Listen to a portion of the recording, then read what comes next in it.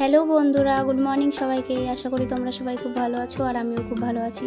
তো সকাল উঠে গল্প করার জন্য বৌদি আমার কাছে চলে এসেছিলো আর এইদিকে আমি ফোন দেখছিলাম কেউ কমেন্ট করেছিল নাকি, কিন্তু দেখলাম কমেন্ট করেনি। সকালের খাওয়া দাওয়া করে তারপরে মা দুপুরবেলা লেবু মাখছিল। মা কালকের থেকে বলছিল যে লেবুটা মাখ, তো আমার না লেবু ফুবু মাখতে ভালো লাগে না, আবার লঙ্কা ফঙ্কা ডলতে হবে, হাতে ঝাল ফাল লাগবে, এই জন্য আমি লেবুটা মাখছিলাম না। তো মা এখানে লেবু মাখা করছিল, আমাকে বললো একটু ভিডিও কর, তো আমি ভিডিওটা করে নিলাম। আর ঘরের মধ্যে একটা দিদি এসছে, বৌদি ছিল, আর আমি বাইরে বসে ভিডিও করছিলাম। আমাদের বাড়িতে ফোন দেখছি, আবার একটু জামাটা ঠিক করে নিল। দেখো বন্ধুরা, আমার উপরে রাগ করেছে আমার দিদি, আমার উপরে রাগ করেছে।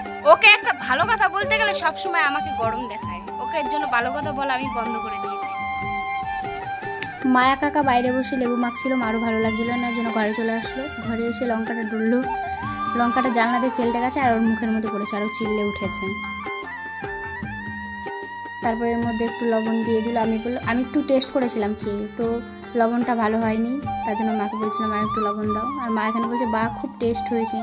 দিয়েই যে আমার মহান দিদি টেস্ট করছেন, বলছে খুব ভালো হয়েছে। তো মাকে বললাম তুমি একটু টেস্ট করে বলো কেমন হয়েছে। নিজে মেখেছে, নিজে বলছে বাহ খুব ভালো হয়েছে।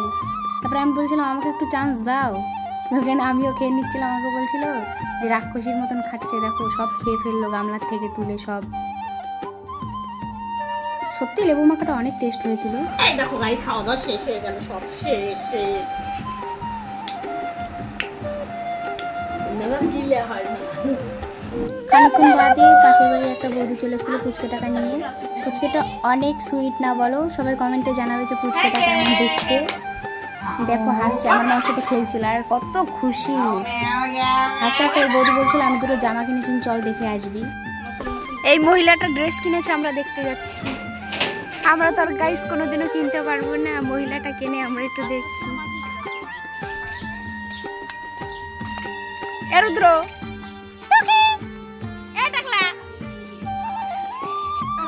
ওনার জামা দেখতে গেছি, জামা না দেখে আমি ভিডিও বানাতে ব্যস্ত হয়ে গেছিলাম। তারপরে পাশের বাড়ি একটা জেঠি বাড়িতে এই দুটো ছাগল ছিল, ছাগল দুটো কত সুন্দর না বলো? আমি আবার ছাগল দুটোর ছবি তুলে নিলাম। আর একটা ঠাম্মা আজকে বৃষ্টির দিনে এই ধানগুলো দিয়েছে, তো ধানগুলো শুকায়নি, তাই আমাকে বলছিল দেখ ধানগুলো শুকায়নি। ওইখান থেকে চলে গেছিলাম একটুখানি ঘুরতে একটা কাকির বাড়ি। এটা একটা কাকি, এত পরিমাণে বক বক করে, মানে মানুষের মাথা নষ্ট করে দেয়। এমনি কথাগুলো আমার শুনতে খুব ভালো লাগে, এর জন্য ওনারা একটু ভিডিও করে নিলাম। রান্না করছিল, তো মা আবার পাশে বসে বক বক করছিল।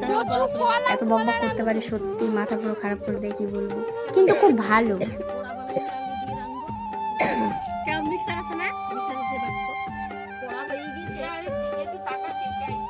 বাবা গো কত সুন্দর স্মাইল, দেখো মা বলছে টাকা ওদের দেখে একটু দেখ কে কে এসছে, আর এত সুন্দর একটা স্মাইল। হ্যাঁ মার বিড়ি পুড়ে তো পয়লা হয়ে যাবে।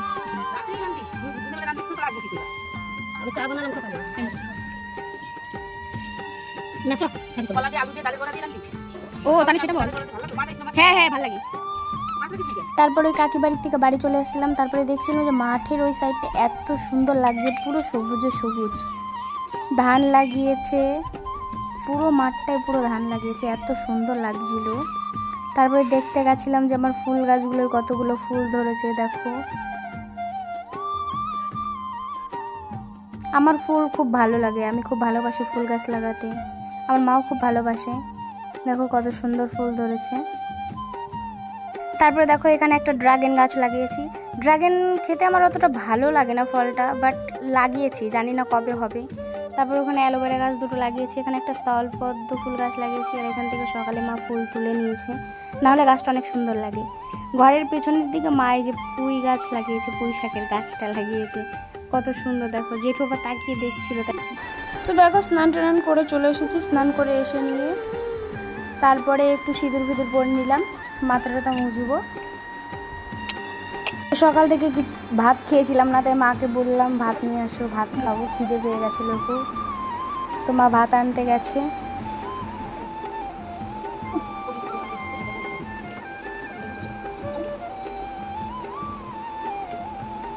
তো এখানে দেখো আমি খেতে বসে গেছি, মা খাইয়ে দিচ্ছে। কার কার মা এখনও এইভাবে খাইয়ে দেয় আমাকে অবশ্যই কমেন্টে জানাবে। তো খেয়ে দিয়ে তোমাদের সাথে কথা হচ্ছে। তো বন্ধুরা, খাওয়া দাওয়া কমপ্লিট। ভিডিওটা এই পর্যন্ত। ভালো লাগলে like, comment, share and subscribe অবশ্যই করবে। টাটা।